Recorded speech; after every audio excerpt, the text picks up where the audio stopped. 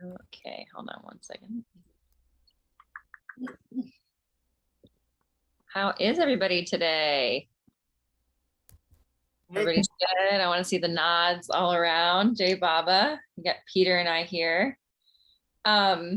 So I hope you guys got my email on, the topic tonight is relationships. And I don't mean so much romantic relationships. Of course, those are under that umbrella, but really, I feel like Baba uses our relationships to do work on us. Because when we're alone, we just feel like, oh, I'm just thinking about Baba. I'm freaking God realized. I'm amazing. And then you go out of your room and you have to talk to people, and all of a sudden, all goes out the window. And so I thought it could be a really good conversation to kind of navigate what that's like. Let me pull up the email really quickly, which I forgot to do. So give me one quick second, and I will get somebody to read that.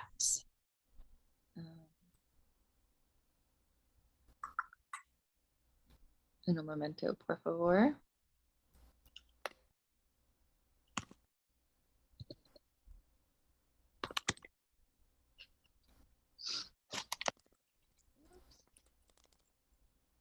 Peter, I need a joke right about now from you. Oh, he's muted. Peter, can you hear me? No, maybe not. Yes, I can hear you. I need a joke. A joke. I can't think of any jokes, but here, let me get a Baba quote. Story. I'm gonna pick a Baba quote randomly from the book You and I. And this is gonna be random. Here we go. This is page 237. Do your work selflessly, and you will be doing it all for God.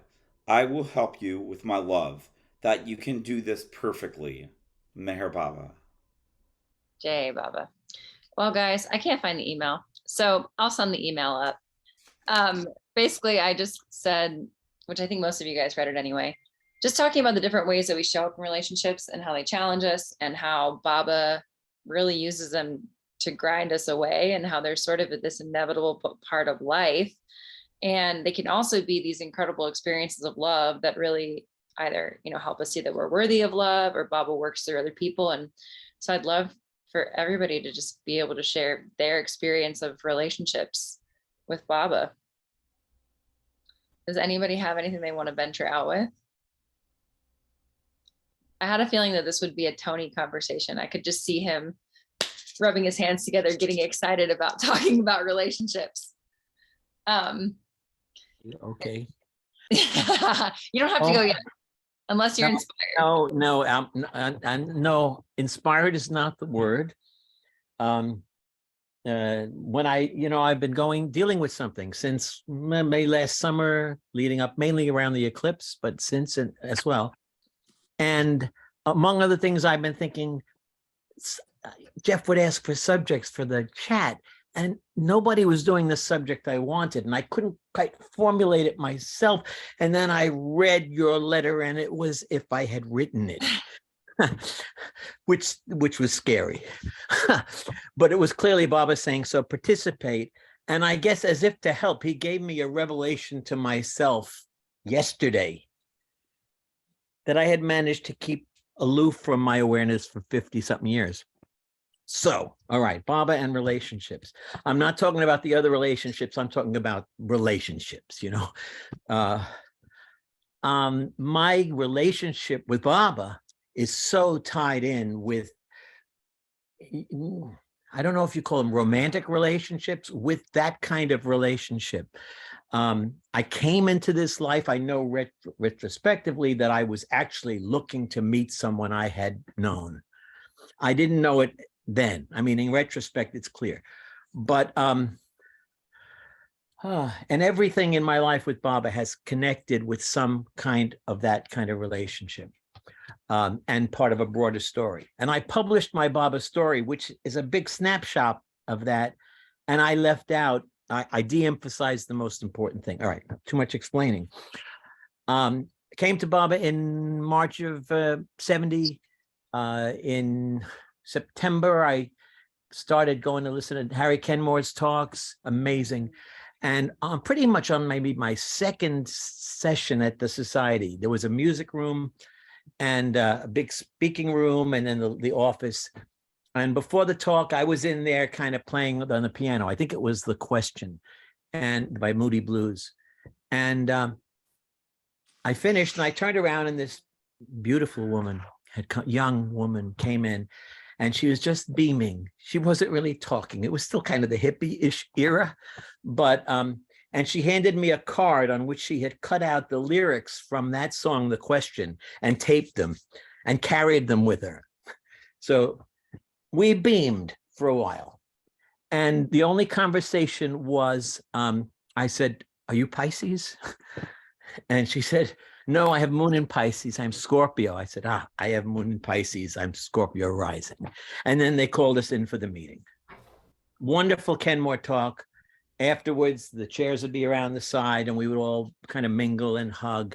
And when we happened to be face to face and we were going to hug, something took over. I literally lifted her like 2 or 3 feet off the ground and spun her around the room. And what I didn't realize until yesterday, I've always been awkward to say my first girlfriend because she wasn't. It was something different. It was something that I never even wanted to think about. It was what they call a soulmate relationship. It was where somehow or other you were one soul in 2 completely different people. And something at some point, it went on to a certain point, and then there was a real kind of a strange break, and it was gone. And she married someone else, and I learned that 6 months later she had left him and gone on elsewhere. But it was so impossible for me to comprehend, because it was I don't know how to describe that kind of experience of love. Was totally Baba. And so I kind of became an ascetic with respect to love, because I could not deal with what I was feeling and still feel it and still function. And I connected with Kenmore died. The group, the society, was formed around him. We did shows, and it was a nice place for me to be connected to Baba and doing creative stuff for Baba, but ultimately to be hiding out as on a heart level. And about 10 years later, what happened though, of course, is I was removing me from me. I was disconnecting from love, and by the end of that, I looked like I had been in a concentration camp. And Baba created a situation that pulled me out of it, that opened up my heart again. And that was like 10 years later, almost 10 years later. And that's with the story in this book. But I never really thought much about that. I couldn't think about that relationship. And then they had this big eclipse right on, I'm going to have to tell a little astrology. We had this big eclipse on October 25th, right on my ascendant. It's like your incarnation point. And it started about midsummer and it built up. And that's when I published this book, because suddenly that story was alive in me. And a point came after I published the book where I, for the first time in 50 something years, felt exactly what I felt in that relationship, in that, whatever you call it. And at first it was, it's like being in the samadhi with all the lights on. But then also, and I said, Baba, what is this? I've never, oh, you want me to now integrate all of this? Okay, fine. But then he also went to the part after, and I was feeling that grief or that loss. And this went on for about a month or so. And he's been toying with it since then. The only thing, as was I going to say? The thing that came new yesterday was that it was a soulmate thing. And now I understand the story I published better than when I published it, because I downplayed that relationship, which was actually what put everything else in motion. So also what? I mean, there's a lot I just can't talk about. There's a lot I can't talk about. But one thing I talk about everything. I have Scorpio rising, and I know my salvation is in wearing my heart on my sleeve and not hiding stuff. If it bothers me, it's worth talking about to keep me honest. So, but I couldn't tell my wife. She's the least jealous. She doesn't, as I like to say, she doesn't have a jealous bone in her body. But for me to share what I was feeling so intensely for months, I couldn't. And that was making it hard for me to live, to function. And finally, and then this letter comes 2 days ago, and it's clear Baba is saying, I want you to talk about all this. And I thought, well, the first thing I'm going to have to do is talk to Zeke. And somehow I had tried before and I could never do it. I told her the whole thing. Wow. Well, not surprisingly, not a shred of jealousy, calm, understanding, really getting it, being supportive. And even in terms of the soulmate thing, which always felt like a creepy word to me, she mentioned that early after Elena's birth, a few years maybe, some psychic or something or other had been recommended. And he said that you are two souls, one soul in two bodies, she and my daughter. And so she gets what a soulmate relationship is. I don't know what to do with this. I absolutely don't know what to do with this. I cannot stop the feeling I'm feeling, the whole gamut of things that have been brought up, and I don't know what to do with it. And clearly this is Baba. Clearly this is Baba. Yeah. And I'm feeling like, what a wondrous, amazing thing that you've reconnected me to this great love that was you, is you. On the other hand, you've put me in a position where it's like, so what can you do about it? Really, it's just, and so I'm feeling grateful. And I was also saying to Baba, but this is a really mean trick. So that's my story of Baba and relationships. There's other stuff, working out stuff, projection, all these other issues, which I talk about all the time. But that's where I am now. And it's not fun. Yeah. Wow. Well, thank you for sharing. That's really, it's very vulnerable what you shared.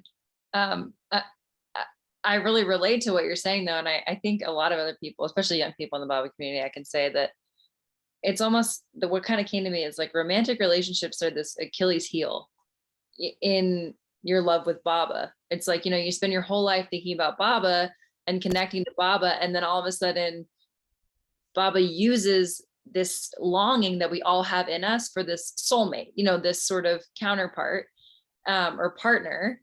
And that person comes along and then all of a sudden it's harder to keep your focus on Baba. And so I know it's been my Achilles heel. And so hearing you say that, it's like, oh, okay, I'm not alone in that. And so this strengthened my connection with Baba. It was actually the opposite of that.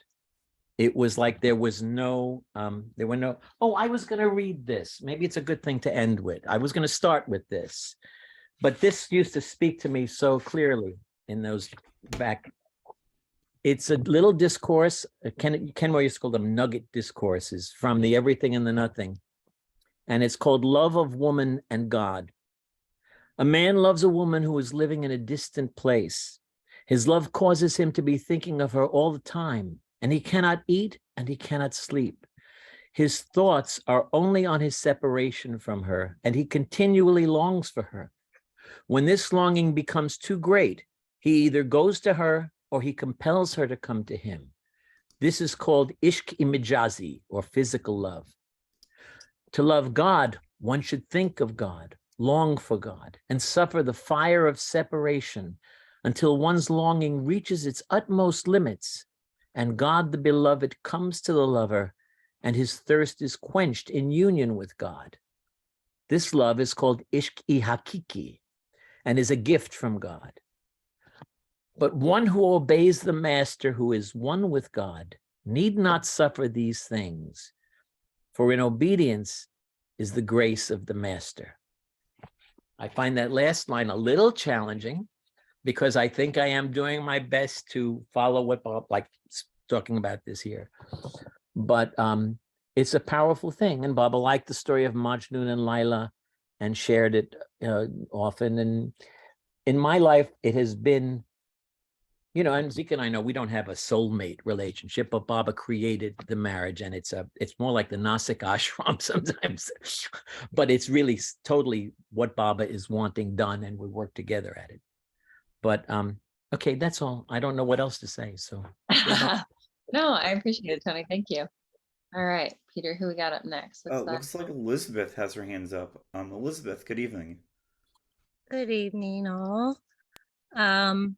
I too is excited to see this as a topic. I think the two things that come up for me with this is I've been in a long-term relationship, and I had never in my whole life been an angry person. Like, not like really anger was literally just not like a big part of my life. It just wasn't, like, never struggled with it. And then I entered this relationship, and it was definitely like a Baba match, like triggered every little thing, like just like and all of a sudden I was like, I'm struggling with anger, and it was really bewildering and really overwhelming because it just was like not this emotion that I ever really had trouble with. And then all of a sudden just anger, just so much, like not even just little angers, big angers, all the angers. And it still is. I've navigated a little bit more now, but it was really, really hard, just this person who just knew me so well, and everything, things that if it weren't with like a romantic partner wouldn't trigger anger, but for some reason with her it it just triggers anger for some reason. It just makes me more angry than any other person on this earth. So I think that anger has been a really hard thing to navigate, because I would read about Baba talking about anger and how, just like to stay calm during it. And I was like, simple, easy, no problem. I do that all the time. And then with this, it was like, no, it wasn't that easy. So that's one thing that comes to mind. And then the second thing that comes to mind is, I think, like, trying to think of how to articulate this, but it's, I think, like 3-tiered, but part of it is just like ego work. So I think approaching things the way Baba, I think, would want me to approach things feels not as simple with somebody you're trying to have a healthy relationship for. So I think when I read things like, if someone's like saying all these mean things to you, just take it, it's good for your ego, you're being like, you're hearing it for a reason, you need to be taken down, your ego just needs to be taken down a notch, obviously not Baba verbatim, but like, and I think trying to navigate a healthy relationship, it's like, no, it's not that simple. Like, yes, to a degree, like, yes, you can hear these things, like, yes, like maybe Baba just wants you to hear that to, like keep your ego in check and stuff. But I think navigating how to do that in a romantic relationship specifically is a little more nuanced than that. And that's something that I still struggle with sort of figuring out. Like, no, it's not always okay, because you need to make sure that you guys are treating each other with respect, and that you say like, hey, that hurt me, not just like take it. So I think that's something I still struggle with. It's not like a huge issue, but it is different. Like if a stranger is like shouting obscenities at me, not that she's ever shouted, but it's a different thing. It's like, okay, take that. Like, yes, it's uncomfortable, it doesn't feel good, and it doesn't hit the same way. And sort of just like a lot of different facets of that, like just like giving all of yourself to someone is not necessarily the healthiest thing to do in a relationship that is more nuanced than relationships with other people. Like, no, it's not always the right thing to do, or maybe it is, but I don't feel like it is, to just like be like, yes, like anything you want. Like, I don't feel like that is a natural thing to do with somebody that you're having a lifelong partnership of give and take and sort of supporting one another. So it's been, I know that there's not like black and white answers for everything, but I love me a good black and white answer. And I feel like, in a romantic relationship, there's so many nuances that I can't just look at Baba and be like, okay, he said this. This is exactly what, like, this is like how I need to process it, how I need to deal with it. Just for this one specific relationship, for any other relationship, whether it's casual or other family, it feels pretty much like Baba tells me exactly what I need to do and exactly like sort of how to approach a situation or how to process something emotionally. And then in a relationship, it just, that exploded, and it's not so simple and it's not so black and white. And that's been enormously hard to sort of navigate. So, I don't know if that made sense, but that's sort of just like what comes up for me with this topic. I think that was so beautifully said. And I think you really said, kind of encapsulated what I was hoping this conversation would entail, because when you're in relationships, like, I think, it's romantic relationships or family is sort of more what I'm referring to, where it's like, that word trigger is perfect. And it's kind of like, I think you have to toe the line between, recognizing the Baba in somebody else, but then also protecting the Baba in yourself. Because like you said, with a stranger, it's like, you're like, okay, this really has nothing to do with me. You know what I mean? But then you get to a point where the Baba in you is getting hurt through, some dynamic of this relationship, and navigating that, and then using your voice and doing all these things that Baba's calling you to do. And so, no, I think what you said was absolutely beautiful. I wanted to quickly share something regarding Elizabeth's point here. One thing that I've noticed is that we have a tendency, and by the way, Elizabeth, I don't think we've met yet. So it's nice to meet you. One of the things that I've noticed is that we end up creating the sense of excess potential in relationships, particularly romantic relationships. And what happens over a period of time is, at the start, things typically go well because we've accepted the other person, we're trying to get to know them. And over time, you build up these excess potentials. And as a spiritual practitioner, one of the things that God shoves back at you is getting your ego back to zero, right? He hits you back hard whenever you have a sense of being a somebody, because ultimately, you're really a nobody. You are everything at the end of the day when you're God realized. But the precursor stage to that is being a nobody. And so whenever you have this illusion of being a somebody, you want to control someone, you start expecting stuff from them. I've noticed that especially people who are on the path, they get hit with the forces of opposition much more quickly. The more conscious you are at any stage in the spiritual path, the more quickly you get your lessons. And one thing I've realized that's helped me is to really adopt this motto of accept yourself as you are and let others be as they are, without expectations. Because the moment you introduce dependency, there's no longer unconditional love. It becomes a transaction of some sort. So just felt like I could really connect to what you just said, because I've gone through similar thoughts. But this idea of being at peace with the fact that I am ultimately nobody, ultimately formless, and that I have no right to control anyone and no one has any right to ultimately control me. When I've backed off in situations where things get heated, miraculously, the walls of opposition and conflict, they don't go away. They just kind of miraculously melt away. And you don't have to be at war with the universe or anyone else. Stepping back allows them to dissolve. So maybe that helps you. Well said. All right, tech host. I see a hand. Peter's got his camera off today. All right, looks like we got, go ahead, Peter. I don't see any hands. Oh, it looks like we got Josh. Oh, Josh. Oh, okay. Oh, I actually do see your hand. You're hiding there. Josh, you're on. No worries, all good. Yeah, it's interesting. I'm trying to remember what I do in my life. Gosh, because what I interpret it is if there are periods where Baba would say, "Oh yeah, it's good not to be angry," but then I also see a lot of historical bits where he'd like get people to discuss their grievances with each other. He wouldn't let it like stay under the surface. He'd push them to air the dirty laundry, so to speak. And like the quote that comes to mind is I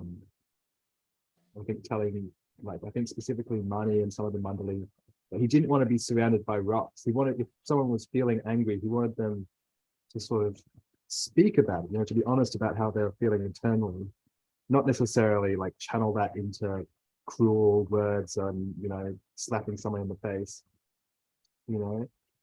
But yeah, just trying to yeah, and so that's what I try and practice. I try and just honestly speak what I'm feeling. Yeah, it's interesting. I can't remember if this was in the email or if this was somewhere on Facebook, but I read the perfect quote for relationships from Barbara. It was so beautiful. But then now, of course, it's now just coming from my memory and it just gets so distorted. So don't trust this, but look it up for yourself. But it was this great one where Barbara was talking about how even in the most elementary stages of evolution, people evolve in sort of in concert with other people, and that like even trees communicate, you know, on a rudimentary level, which of course science is discovering now with things like mycorrhizal connections underneath the soil, and how like a mother tree will give extra nutrients to her child tree and things like that. And how at any stage in the like physical universe where we're always with other people, you know, we're in this little web of other people, and how important that is to sort of be a part of our community. And I remember, I think it was Helen Dom, the painter who painted the Samadhi, who wanted to go and live a bit of a hermit life. And I think Barbara said something about how important it is to live with other people, and how living in community with other people allows for sort of like, I don't know, just like a healthy human life.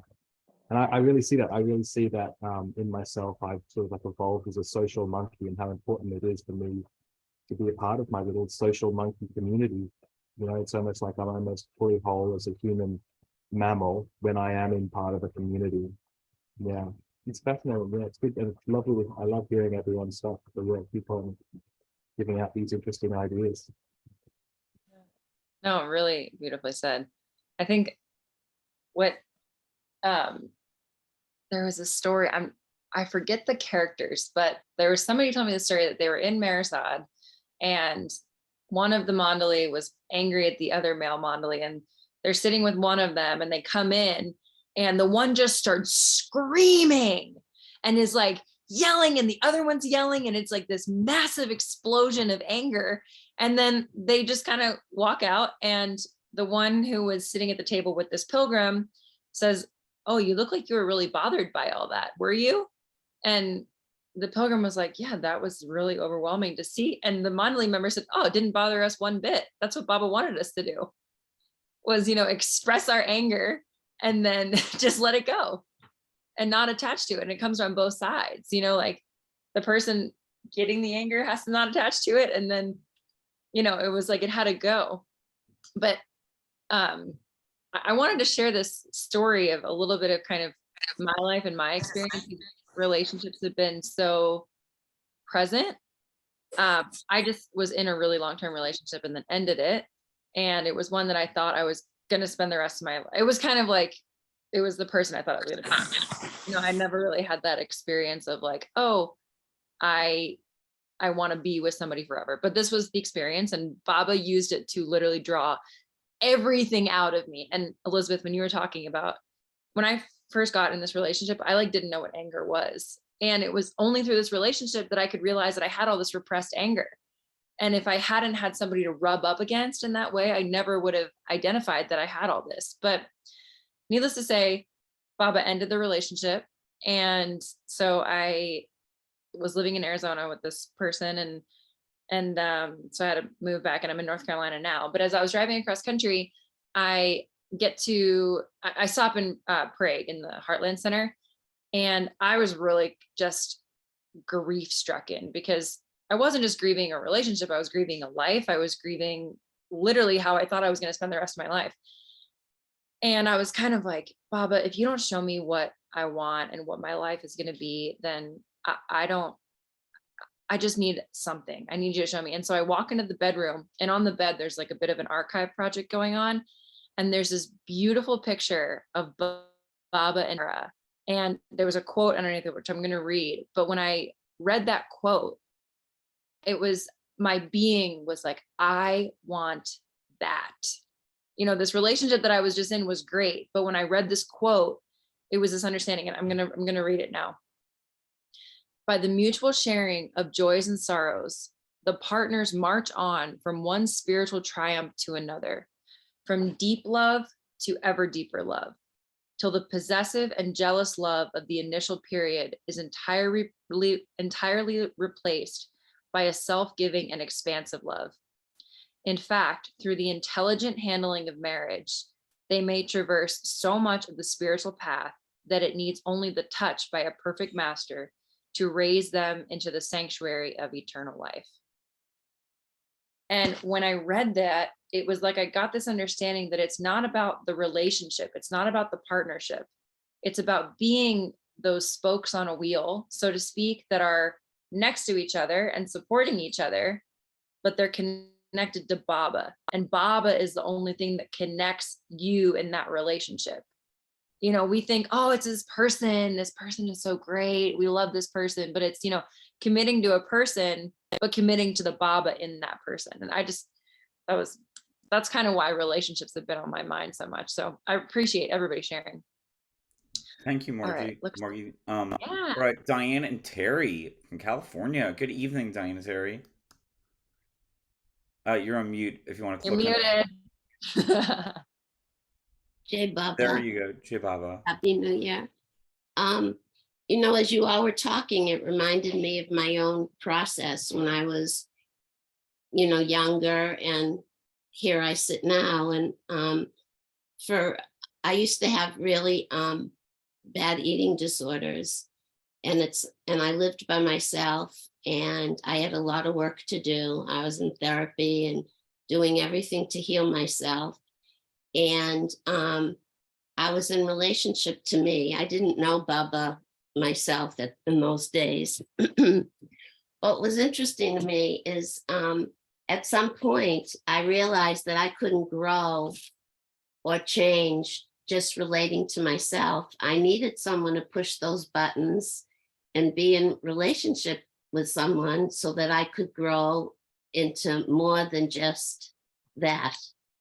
And that's when I met Diane. Seriously, it was 34 years ago. And she pushed my buttons from the jump, just from the jump street. I thought she was a snob. I thought she was privileged. And, you know, we were talking to the same person and we didn't know it. We were both walking with the same person. And they, you know, we've never really asked them what they were thinking at the time, but they kind of supported us in a way of just being together, you know, try it out, see what happens, you know, that it may work, it may not work, but, you know, it's out there and there's something there, obviously. And so we did.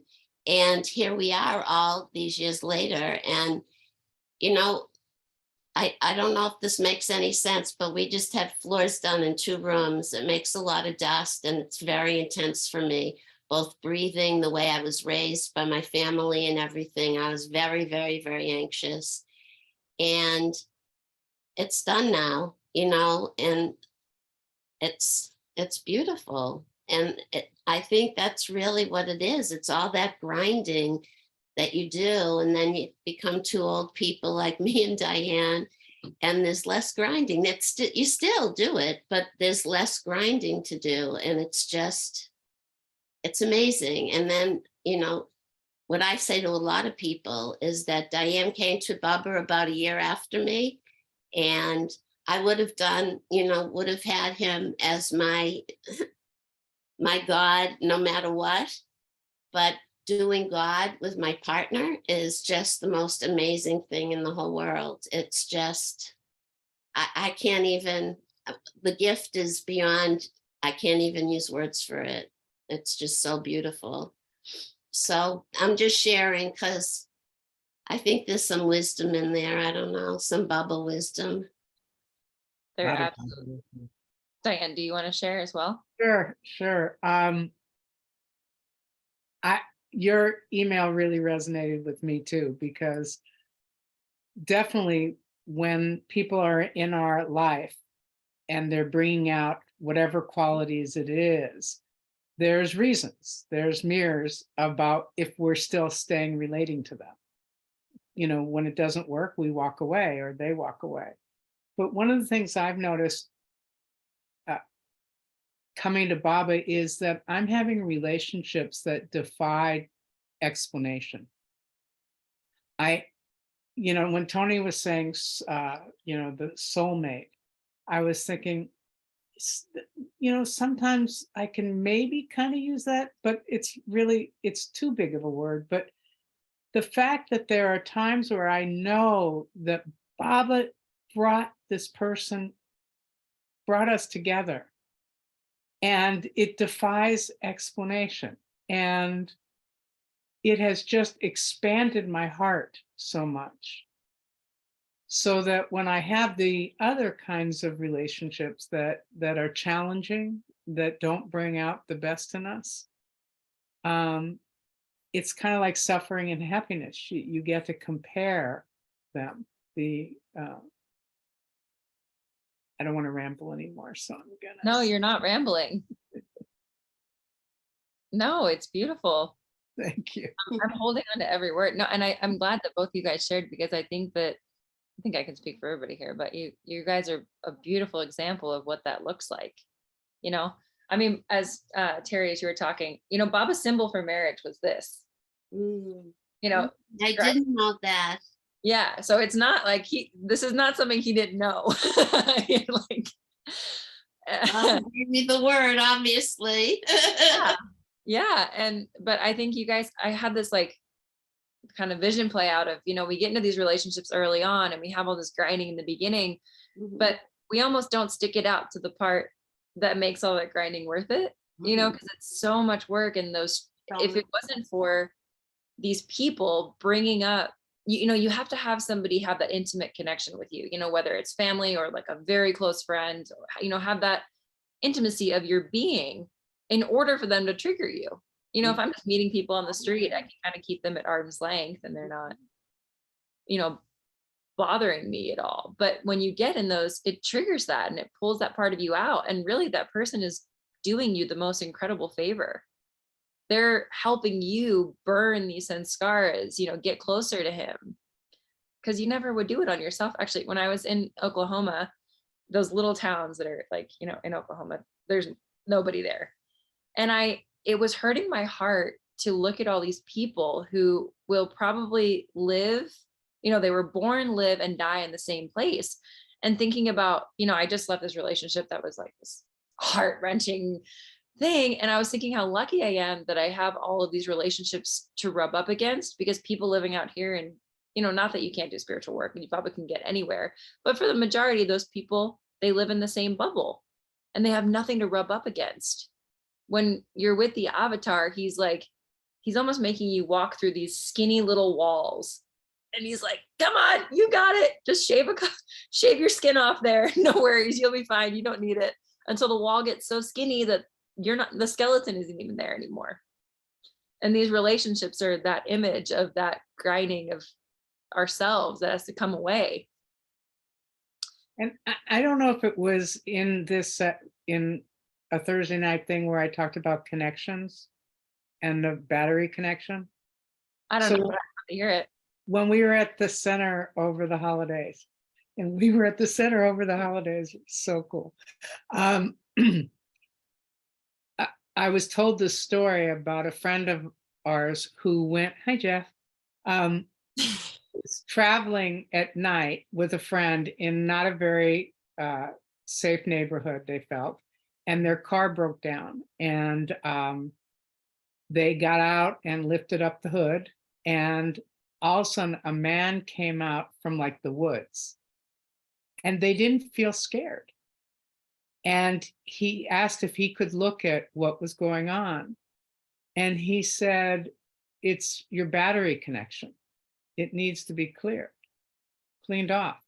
So he scraped, you know how the battery can get all that corrosion? He scraped it off. He said, now go in the car and start the car. And she started the car. And so I've been riffing on that since she And told that me. was the message that she needed to hear. That was the Baba message, that she needed to clean off the battery. So To have the true connection. So that also feels like when we just did this thing to the floors, we've been living here 30 years. And 30 years, the people who walked on that, you We're know, us, though. It's right, only but us. also, no, people who've walked on our 30 years of floors, we kind of have a new clean slate in a way. Yeah. And, You know, you did tell me that story over the holidays, and it's so beautiful. So, but the way you told it, when you told it to me, you were like, you held your breath, and then at the right second you said, it's connection.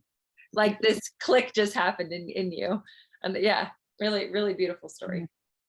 It's definitely had a whole life in me, where it keeps kind of returning and coming up. I get to revisit it and see the truth of the matter is how we really have to clean it. Terry cleans teeth. You know, it's the same sort of thing when you clean isn't it great after teeth cleaning and your tongue goes, you're shiny. I don't have any teeth. Now I'm rambling. No, beautiful. Does anyone have anything else that kind of comes to mind or experiences that they'd be open to sharing? Oh, all right. Looks like you got a hand up. All right, looks like Bob. All right, Bob, you're on. Yeah. Good evening. Well, it's your email struck a number of chords, and the one that came up for me was even among people with whom I feel close. You know, not talking about romantic relationships or anything like that, but just people who are close to me in my life. Close Baba friends. You can't avoid personality conflicts. I mean, it might not be as intense a grinding, but it's a grinding nonetheless. You know, and sometimes the best I can do is just shut up. You know, I mean, it's like the ego is involved, a little bit of irritation, building to anger is coming up, and it's just, what is this?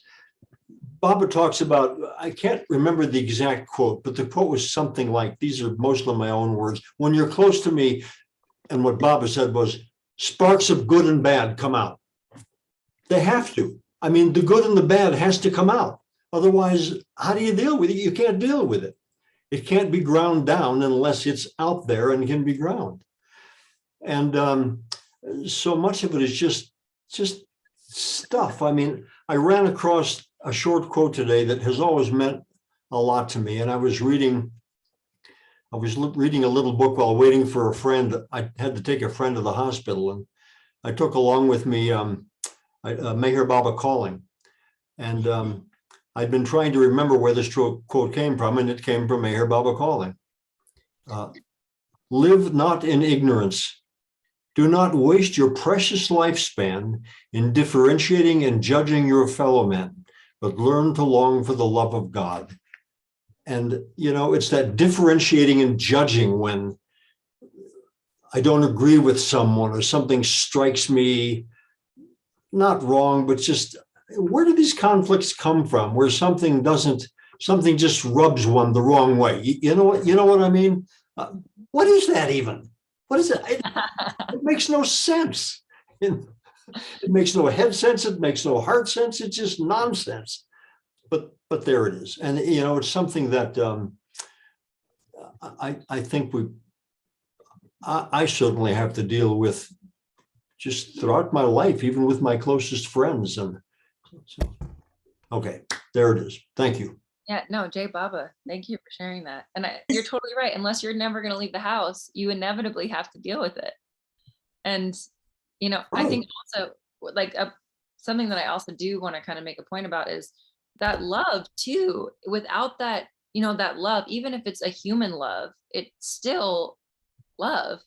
And that love drives us, that longing for connection drives us to put up with the personalities and do the ego work and grind that part of ourselves that if we didn't have that longing for connection, wouldn't happen. Wouldn't happen, yeah. Yeah, exactly. Yeah, so thank you for sharing. All All right, up next we have Rosalie. Good evening, Rosalie.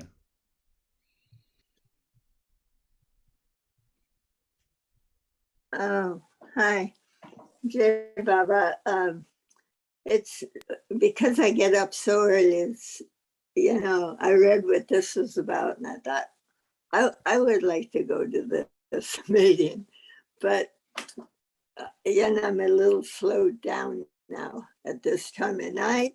Many things come to mind.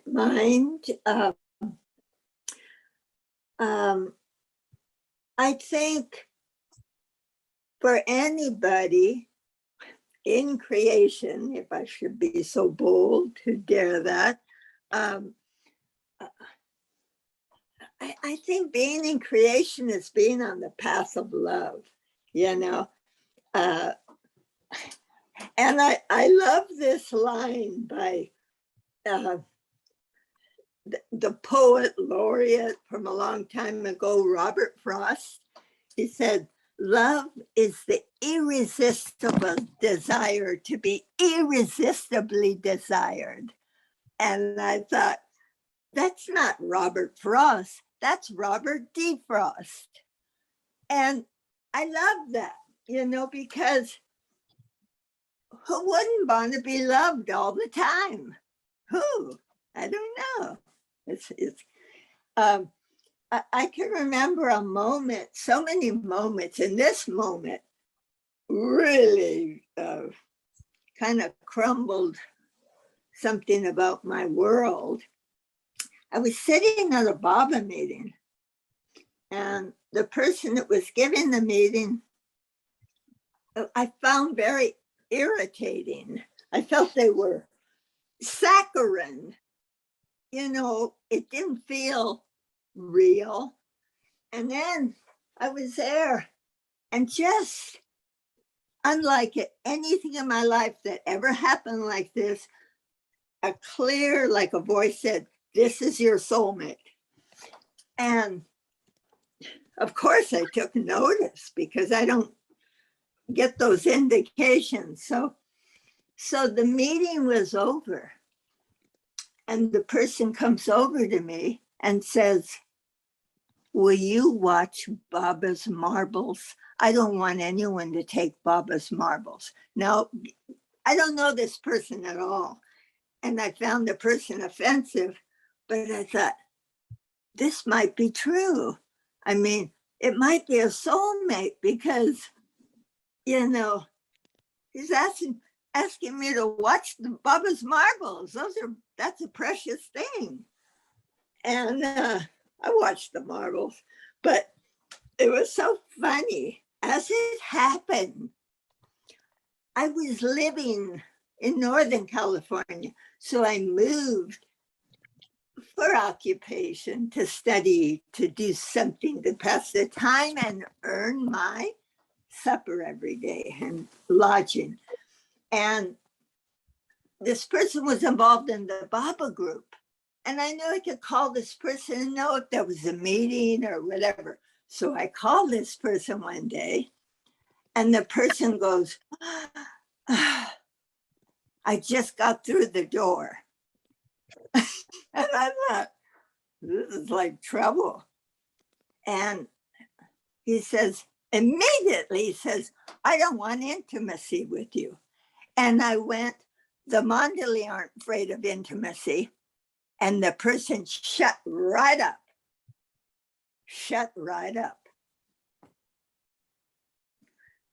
And the question is, what is intimacy? I mean, it's not just taking your clothes off so you can see someone else with their clothes off, because it doesn't mean it's intimacy. It's what's under the skin. So it's just different little things all the life. I would say I'm a romantic, but when I met Mara, it cleared up a few things really fast. It was so good to see true love. It was so good. I mean, I was just like a thirsty sponge. So much so that I wouldn't take my eyes off her. Now, even to the point where Mani, Baba's sister, says to me, she didn't say it in front of Mara, but she took me as, she says, Rosalie, can't you look away from Mara once in a while? Can't you look away? And I thought, in my mind, I'm not tangling with her. And anyway, if Mara wants me to take my eyes off, she will tell me, because she was pretty frank with me at times, you know. So, but I thought about it after, and I thought, Mani did me a favor, because it showed me the strength of my conviction. Because for me, Mara and Baba were the same. She was the female side of God. It was confirmed recently watching that movie of The Greatest of My Sufferings. Baba actually told her, you shared half the suffering of the accident. He told no one else that. And in fact, today in the Lord Mayher reading, it was saying, someone says, oh, it was the he called them the gopis, and Kimco, you know, they were, you know, oh, Baba. And they saw he was suffering, and let us take suffering on. And he says, sorry, you couldn't do it. You just couldn't do it. Well, the fact of the matter is, Mara could do it. The capacity for loving was there beyond any belief or form or little rigidity. I found her, well, I felt she was my friend. And I thought, wow. And before I met her, I had this dream, and I was close to Phyllis Frederick, you know, we would talk, and she says, you were looking towards Mara, this is before I met her, as your mother. And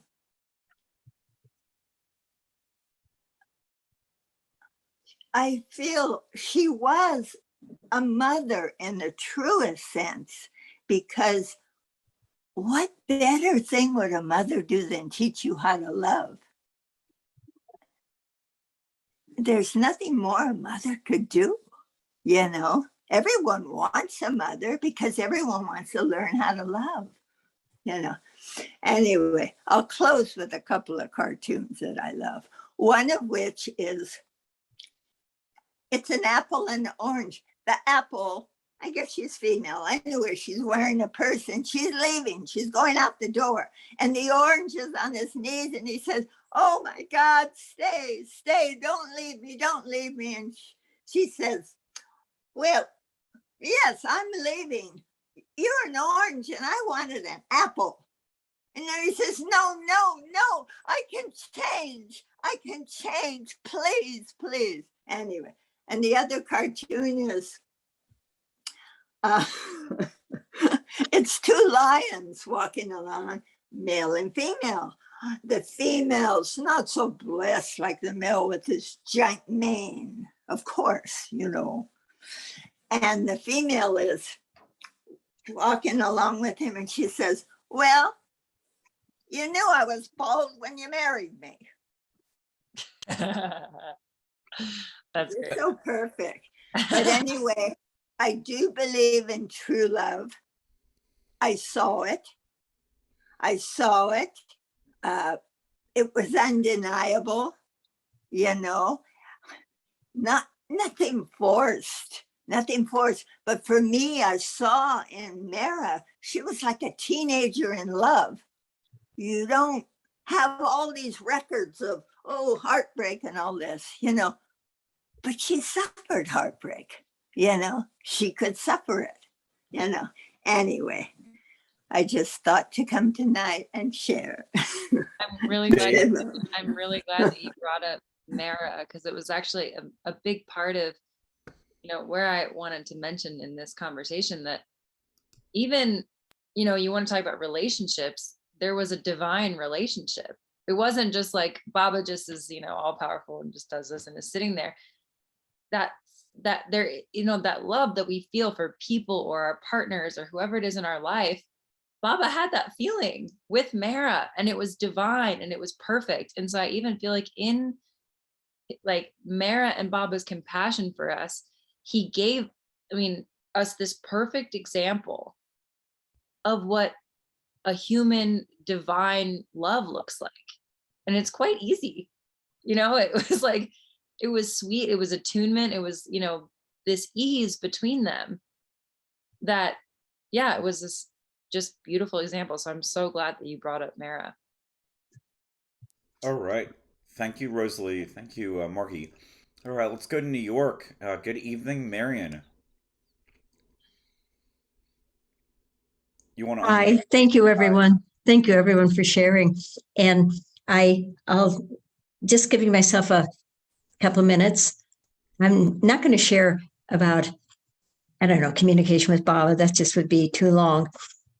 He's my, you know, that's my big it.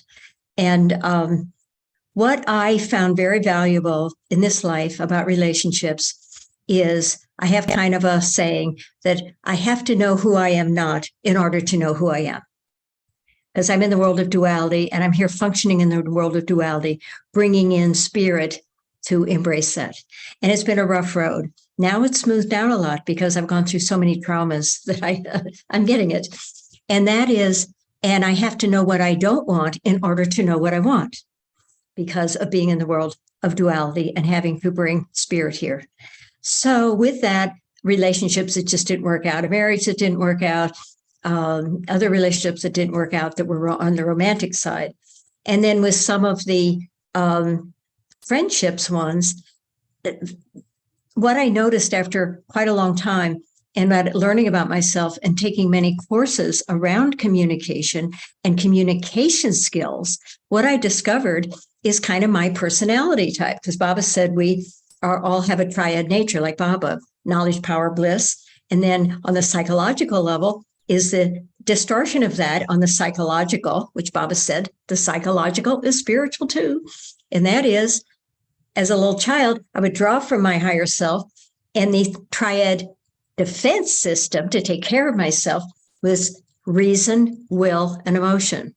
And so I later became a practitioner trained in that and found my dominant type, because I have all three, was emotion. So I would always have the lens on, looking at everything through my emotions, not feelings, not wisdom, but emotions.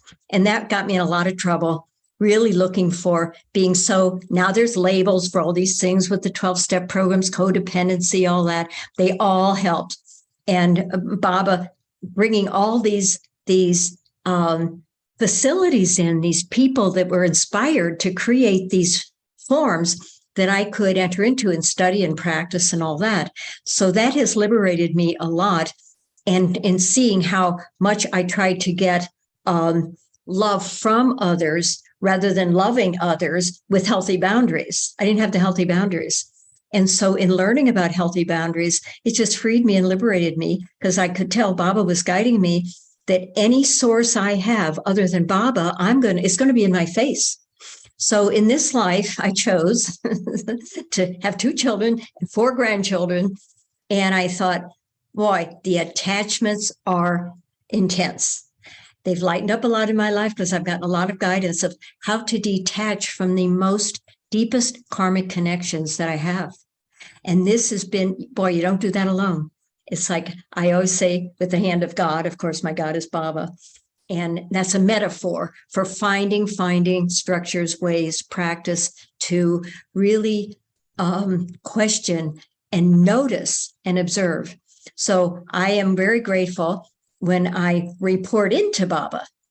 Hey, Baba, I notice I'm expecting my, older grandchildren now to pay me more attention. And I want to twist their arm and make them do it.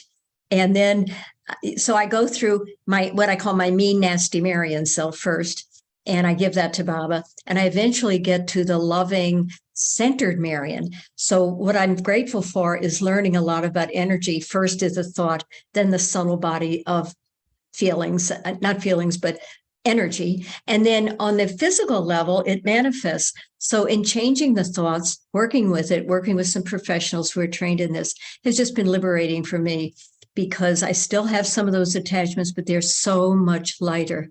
And I could never do that by trying, ever. It's by surrendering and getting some practical help. And one is nonviolent communication that Marsha Rosenberg brought into this dimension for. And I'm so grateful because it put me into a higher consciousness of how to communicate with other people and what to do with my reactive state because I'm so emotional. So that's my liberation, is having some of these forms that Baba brought in through channelers, that brought in these methods of ways to transform a lot on this human level and surrender more and more to Baba. So that's all I can say about that. Yeah, so beautifully said. I think also, as you were saying this, and I've had this experience a lot in relationships, and people can probably relate, you know, when you read like the discourses of the sanctification of marriage, or, you know, celibacy or whatever, it's like, it's so simple. We should just get it. We should just have this. But then I think often we don't give ourselves enough of the love to know that Baba already loves us. You know, we're not owning or trying to earn Baba's love. We have it, you know, we'll always have it. And Baba's patient with us. He knows that we're human. He knows that, you know, we're going to go through all the emotions and we're going to have all the thing. And so if we take that pressure off of ourselves to get to this place of just total equanimity of our emotional being in relationships, then it gets a lot easier because it's a self-imposed pressure. Like Baba's not pressuring us. Well, what Baba did not put into the discourses, it wasn't supposed to be in there. It is the grounding of reading those discourses, what I call the roadmap. The how-tos were what I was led to, with all these forms that came in that people were inspired by to bring in, you know, bioenergetics, core energetics, you know, NVC, all of these various tapping. I tap out my emotions. I do the tapping every day.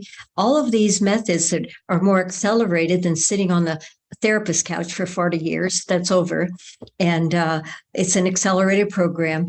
And so I'm just so grateful because there's been so much practical help to apply the discourses. So the discourses don't have the hot too. Yeah. Yeah. Beautifully said. Thank you. All right. And Jeff, good evening. You have your hand up. Am I audible? Yeah. Yes. So I'm just going to say a couple of things. I mean, people have covered a lot of this beautifully. And what I'm going to say, some of you have already heard, so sorry about that. When I first started working here at the center, I thought naively thought that Baba would draw the cream of the crop of humanity, you know, people that were really into the spiritual. And I found out within a few days, there's a cross section of humanity coming here. You know, from scoundrel to saint, from miser to philanthropist, from, you know, the whole family shows up. In fact, I remember Erich saying that, you know, that it's the Christ when all of humanity is in his court, you know, not just the spiritual types. So anyway, so what I realized early on, because my job was with, you know, being on the cabin crew, I was connected with all, you know, all the people coming here. And I realized that I had to lower my expectations of others in order to enjoy my fellow Baba lovers. And I spent 20 years, you know, day by day, week by week, lowering my expectations of others. So that people could do almost anything. And I witnessed so many things that I used to be judgmental and critical about, but I didn't like that state. You know, we're here, this is supposed to be a loving place. You don't want the caretakers, you know, scrutinizing your behavior critically, you know, so I knew I had to get that out of my system. And so I worked at that. I mean, Baba kind of set me to it. And the one thing that I find is when that critical judgmental side isn't there, people give you the best of themselves. When that and they sense that their heart will only come out so far because they know unconsciously that you could be critical of them. But if that is just not there, people actually give the best of themselves. So it turned out much better. I mean, not just kind of being able to tolerate my fellow Bob lovers, but actually I get the best from them, you know. So, but here's the one thing that this is the quote here's a quote from Baba that I came across back then, which I kept in my wallet until it eventually shredded. It helped me in relating to others, where Baba says, all differences between one another are merely superficial and cannot affect the love we feel for each other deep down. I felt that had to be true. That answered something. So that it's a different way of approaching people. If you know that person loves you and you love them, even though we're not acting that way. But even to know that it's there, like, in other words, if somebody doesn't like me, inside I say, they don't like me, but I know they love me and I know them, and time is on my side. Eventually, Baba will put us together and they'll see me in a different light and I'll see them in a different light. But that's a very positive, optimistic view. Whereas if you think, oh, well, they don't like me and they never will they'll never like me, let alone they'll never love me. That is a kind of pessimistic view. And it doesn't tap into the truth behind it, that we all love each other. So, it's just a different lens through which to look at people, and that has helped me immensely. Now, there's another part. I'm just saying this simplistically. It's you might not use the same adjectives, but I feel like the Baba in me is the masculine, and Baba in each other is the feminine. The feminine is Baba in each other. I'm just simplifying it. And if you have just Baba in yourself, Baba says that when your feminine and masculine side are both fully developed, that's another way of describing realization. You know, and so it's not just like I've got Baba over here and I'm gonna eventually unite with him. That's only half of it. The other half is we have to be able to connect to Baba in others. You know what I mean? We're not going to get out of this place with just finding Baba in ourselves. I just don't think so. You know, Baba said to Helen Dom, I think it was Baba said the path is through people. Especially, I guess, in this period of time, we have to be able to connect with us. And the thing that's lacking, I see so much today, is empathy for one another. You know, I was fortunate that I was always curious, even from a child, what makes that other person tick? Why are they that way? I was fascinated, so that I was over there into them, trying to kind of, so that I was able to kind of get more out of myself and into others. But anyway, that's kind of some of what I have,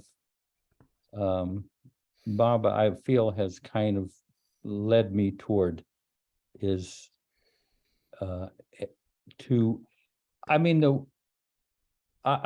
of the things that I experienced from the Mandali, and it's imprinted on me, and it confirmed in me. They took a personal interest in us. not just a personal interest when we were with them on that trip. They took a personal interest in our ongoing life over the years with Baba. And that completes that unity of masculine and feminine, or Baba within me and Baba in each other. They were deeply interested in our lives, and we were just, you know, a bunch of teenagers or young adults coming over there with all of our crazy stuff. They got into it. You know, they weren't just being friendly. The Mandali I didn't find were friendly. They were personal and personally interested. So they had a personal love. So anyway, that's my little bit of my experience. Yeah. Thank you, Jeff. Yeah. Thank you, Jeff. And we have Tony. Tony, good evening. Again. Hi. Unmuted. Good. I was going to share something about this before, and I thought, well, no, I'll leave it out. But then all the talk of Mara, and then particularly Diane's talk about the battery and the connections, said, oh, all right, you know, it's about Baba's clear involvement in relationships. In my life anyway, is whatever relationship, he has really made his hand known, good, bad, and indifferent relationships, encouraging me sometimes where I wanted to get out. And then when it went bad, I went, oh, but I said anyway. This whole thing, soulmate thing has been going on. And in the last few days, I've been looking through my old computer files to gather poetry for my poetry feature on the 25th. And I have all of my morning pages and everything. And I'm flipping through, and I read this account that I had put on Facebook of Zeke and I and Elena and her caregiver went to the center for Christmas of 2014. And Mara somehow was very present for me during that trip. And it was, and one of the ways that manifested is I really like women, and I find women so beautiful and so nourishing to my soul, just in general. But during this trip, I was so seeing the beauty in every woman I met on the center, old, young, pretty, not so pretty, Persian, everyone. And it was a wonderful gift. It was a wonderful gift. I mean, some of them I knew, some I didn't know, had never met. And then I read this, and I had gone in this thing I wrote up, I without mentioning names, I listed these different people, women I had met, and what I saw in them. And then I read this. Another, now I have no idea who this is or her dear friend is either.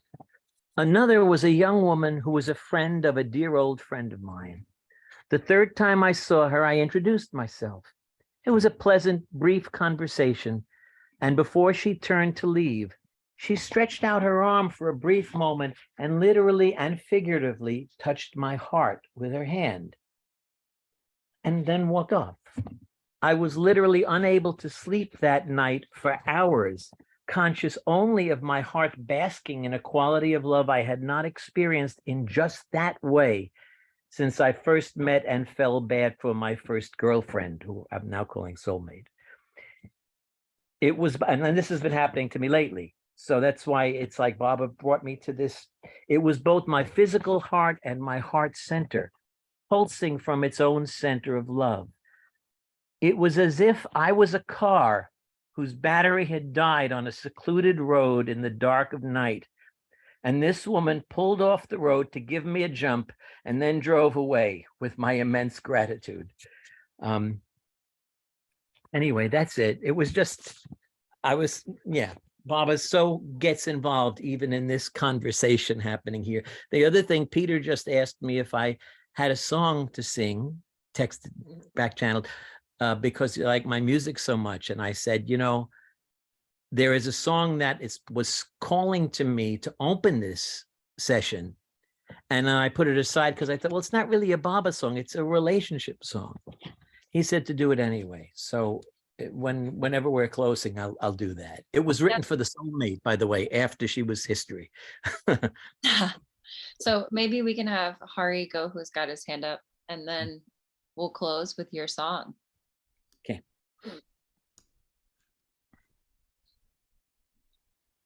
Oh, Hari, you're muted. Is this better? Yeah, I think this should be better. Okay. I wanted to end with one theme that I think is important for, well, essentially both sexes when it comes to relationships, and that's the idea or the issue of shame. I think in the spiritual path, a lot of people have this sort of reservation that they're supposed to be perfect, and they feel this sort of underlying inferiority whenever they have so-called undesirable emotions, to Tony's point. And one of the things that I wanted to mention is the fact that spiritual masters, including Meher Baba, really address this matter in a very, very practical way, in a way that does not really inspire shame or regret or despair, but absolute raw understanding without any kind of sugarcoating. So I did want to bring up two quotes of Meher Baba that I've particularly enjoyed on this topic. So once when Meher Baba was in London, a reporter asked him, they say that women are a drag on men in his attainment of divine grace, all the saints, ... And Baba goes, no, woman can play an important part in the development of divine grace. She is man's equal. So long as she is true to herself, all will be well. But when she surrenders to her surroundings, you understand the function of marriage fails. It is then you have divorces. And then the reporter goes, then the vow of celibacy, which the saints undertook, what about that? He implies. And Baba goes, it is unimportant. Some men marry, others may remain single, but a man is not spiritually more backward because he has married. A woman by her love can inspire him to know the truth, but she must develop love and not lust. This is the key to happiness. So I think it's a wonderful message that really encourages us not to suppress or repress those feelings that I think almost anyone who's not on the seventh plane has. I think it's inevitable. There have been even stories of saints on the sixth plane, like Vishwamitra, who succumbed to the beautiful Menaka, who was supposed to be an angel from heaven. So I don't think shame is the way to go. I think it's important to realize that in an ultimate sense, we are all God. We are particles of God or sparks of God. But on the level of form, when we keep our importance levels down, we realize that we are basically fragments of nothingness. I think it's very easy to overcome these sort of undesirable feelings. And I just thought of this because I think Tony is a lot more honest than most people in mentioning things that a lot of people would probably like to experience, but do not want to experience. And I think that kind of honesty is indispensable for getting all the gunk out so the inner light can shine. So thank you for that. I appreciated it. Yeah. Hey, I've got one quote here just for the heck of it. There was a sixth plane saint, Baba said, named Ramana Maharshi, and he was asked, what should our relationship be with others? And he in his very kind of peaceful and quiet way, he looked up and said, there are no others. Anyway, that'll drive you crazy. Wow. And eventually Baba mentioned he was God realized as well, interestingly. Uh-huh. Yeah. Wow. Anyway. Love that. Well, Tony, will you take us away? Okay.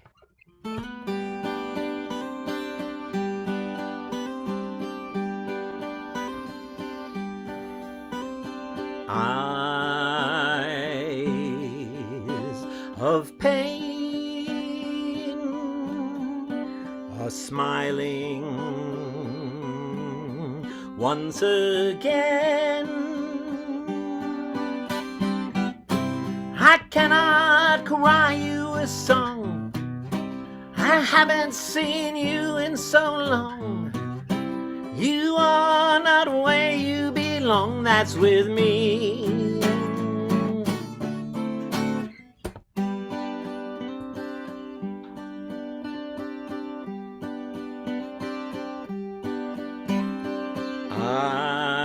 Eyes of saw my eyes as we stood in the rain. But then the rain stopped its fall, and you got better and all. I knew was, oh, what a fool I had been. and I am. I still love you. I still love you.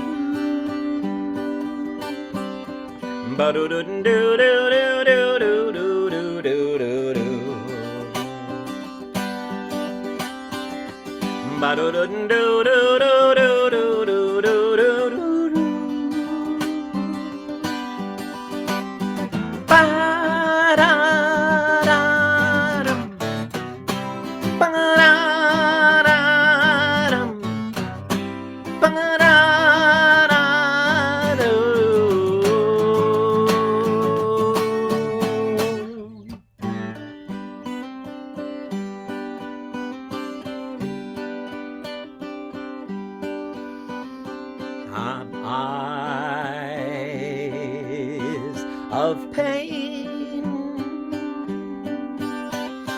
I long to see you again. But if I do, I'll find that now the pain is mine, and that your eyes don't shine like they used to be when you were with me.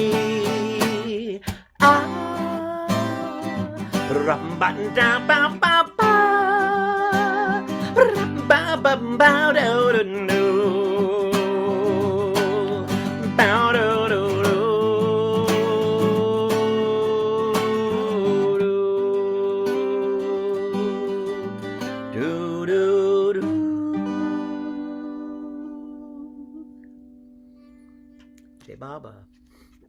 Hey, Baba. Thank you, Tony. And thank you to everybody who shared. This was such a good chat. This is amazing. Well, I guess let's have a moment of silence and then we'll do an avatar Mayor Baba Ki Jai.